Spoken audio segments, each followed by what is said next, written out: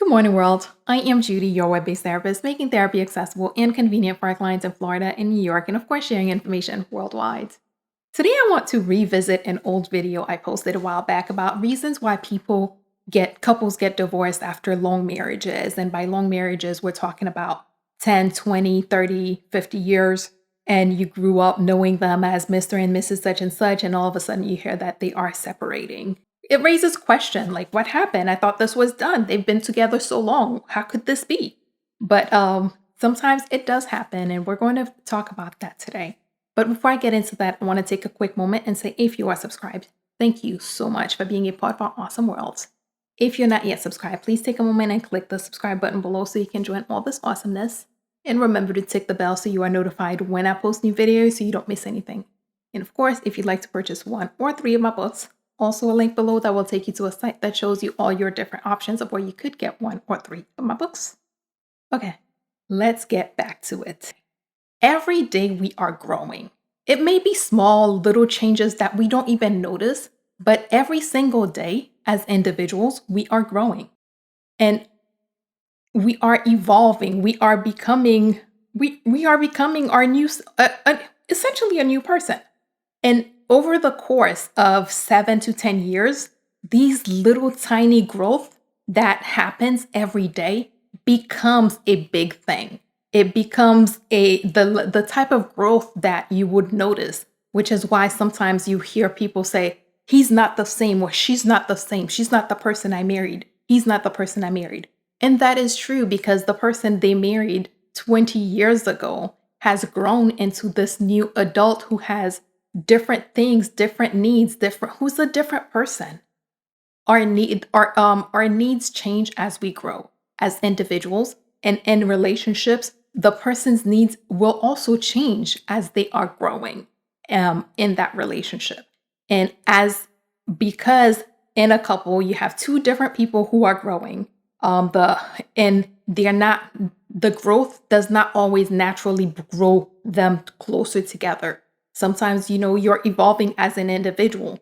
And when couples are not taking the time to make sure that, hey, I'm growing, my partner's growing, what are we doing to stay connected? What are we doing to make sure that we're continuing to stay in sync? Sometimes as they grow apart.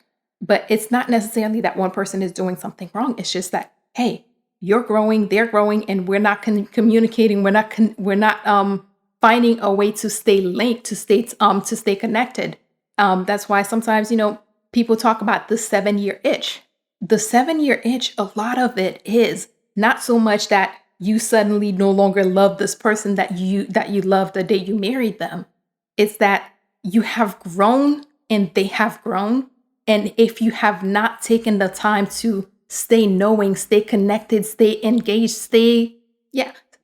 secure that bond, sometimes it feels like, hey, these are 2 different people. It feels to you that your partner is different. It feels to your partner that you're different. And you guys may not notice that, hey, we're both different. So the 7-year itch is not so much that they just no longer feel it. It's that the 2 people involved are different. Over a period of 7 to 10 years, as you have grown and evolved so much, your needs, your wants, who you are different.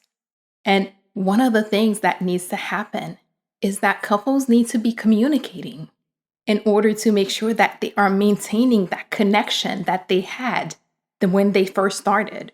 And especially as the marriage grows and, children enter the unit, it becomes, hey, we're communicating about the house. We're communicating about bills. We're communicating about life. We're communicating about all these things, but we're not communicating as individuals. It's important to maintain that communication, that level of connection that you had when you first started, when you were, back in those days when you used to talk about silly or sometimes big, giant interests, the wild dreams that you had when you guys talked about those things for 3 hours or until 3 o'clock in the morning.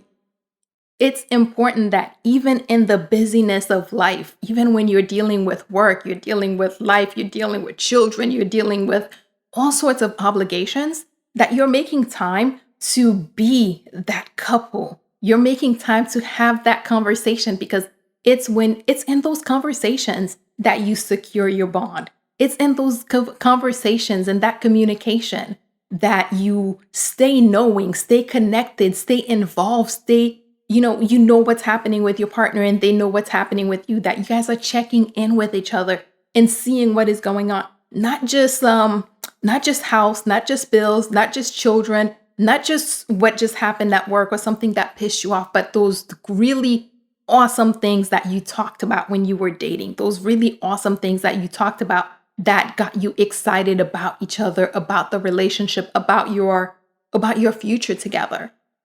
Those things are changing as you are changing, and it's important that you guys continue to continues to communicate in the same way that they did when they were dating at the beginning, to continue to get excited, to continue to get to know the new person that you are growing into, so that you can continue to stay connected and stay involved with that new person.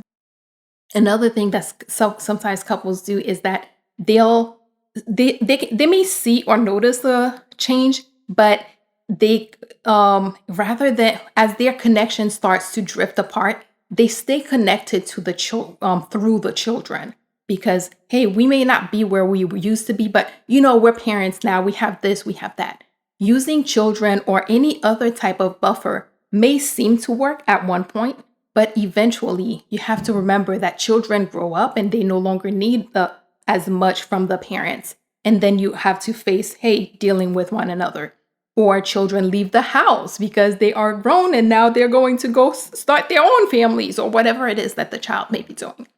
When that happens, and that's why a lot of times it's like closer to that 20, 30 years, which is when you see that couples are splitting because, hey, we used to be connected to the children. I'm holding this child, you're holding that child, and we feel like we're connected. But now that the child is no longer there, the connection is no longer there. And who is this person next to me? But if you, don't use children as buffers, continue whenever you see stuff happening in your relationship. And that's another thing I wanted to address, is making sure that instead of explaining issues, addressing them. Couples sometimes think when they see something happening, they see something is not quite right, or they see a shift in their relationship, rather than addressing that issue, rather than addressing that shift, they'll try to explain it away. We're busy, we have kids, we have this, we have that going on. Don't explain away the problem. Resolve the problem. If you see something that you're not pleased with, talk to your partner and share that, making sure that you're communicating so that you're sharing, hey, what is it that the new you, the growing up you, wants, or how are your needs being met? How are you meeting your partner's needs? Being able to ask each other, what do you need? What do you want? What works for you now? And communicating, hey, these are the things that work for me as grown up me, as the new me. These are the things that I need. These are the things that I want. These are the things that work. Making sure that rather than explaining with all the million reasons why this is happening, taking the time to address it. Don't use buffers, don't use work, don't use children as ways to keep you connected. Find ways to stay connected with your partner as individuals, as a couple, because all these buffers eventually go away. Work, eventually, maybe you'll retire, hopefully. Children, ideal situation is your children will grow up and they'll have their own lives, and those buffers will be gone. So making sure that you're staying connected so that when buffers are gone, you and your partner are still connected to one another and still know who the other person is and can do things and can still be so excited about spending time with one another. Yeah, that's it. Let's do it. Let me kind of quick recap. This wasn't exactly a 5 thing, but let's do a quick recap anyway. The first thing is making sure that you're understanding that you are growing daily, and over a period of 7 to 10 years, that growth becomes significant, which is where that 7-year itch comes in. It's not a itch, it's 7 years of growth that you're noticing. Making sure that you're communicating with your partner so enough that you stay knowing each other, and that you're not using children or anything else as a buffer to keep you connected to your partner, that you are making sure that you as individuals are connected to one another. And when you see issues, Don't try to explain them away. Don't come up with reasons why the issues exist. Figure out what it is that needs to be done to resolve those issues. Resolve them instead of explaining them. So in another video, I'll take a moment and talk about, tips for safeguarding or how to stay connected with your partner through the changes of over the years. But for now, that's it. As always, if you or someone you know happens to be going through something that's more than you can handle, please remember that there are professionals like myself who are available, able, and willing to help, and are even providing remote services who can assist with whatever you may have going on. So please figure out who those people are in your community so that if you need them, you can reach out and get the help that you need. And that is all we have for today. Good morning, world. Have an awesome day.